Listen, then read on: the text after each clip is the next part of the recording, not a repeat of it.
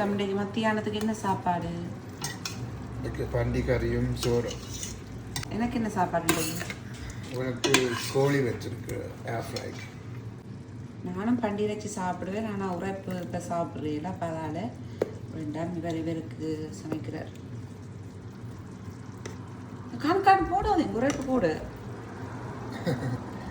நீங்கள் மட்டும் உரைப்பு சாப்பிடுறதுக்கு இன்னும் கொஞ்சம் போடுங்க ஒன்றுவீங்க. இப்போ இன்னும் சாப்பிட விட மாட்டீங்க போல. நல்ல ஆள் தான் நீங்கள். இப்படி உரைப்பு சாப்பிடக்கூடாது. நான் நல்லது தான் சொல்கிறேன்.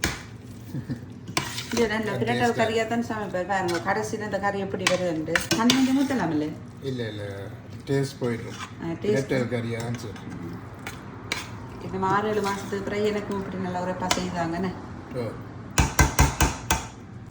இங்கே காலிஃப்ளவர் வெட்டி வச்சுருக்கேன். இதே வச்சுட்டு சோறும் காலிஃப்ளவரும் அந்த கோழியும் தான் சாப்பிட போகிறேன். என்னோட சாப்பாடு கறி ரெடி. கறியை காட்டுங்க ஒருக்க நீங்கள் சமைச்ச கறியை, பிரட்டல் கறியை.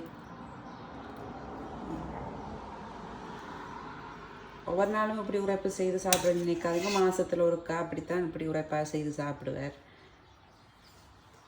பார்க்கவே ஆசையாக இருக்குங்க கறியை. இதுதான் என்கிட்ட சாப்பாடு. இதுதான் என்கிட்ட சாப்பாடு. நானும் இப்படி தான் முதல் உரைப்பு சாப்பிட்றேன். இப்போ பிள்ளைக்காக நான் உரைப்பு சாப்பிட்டா விட்டுட்டேன்.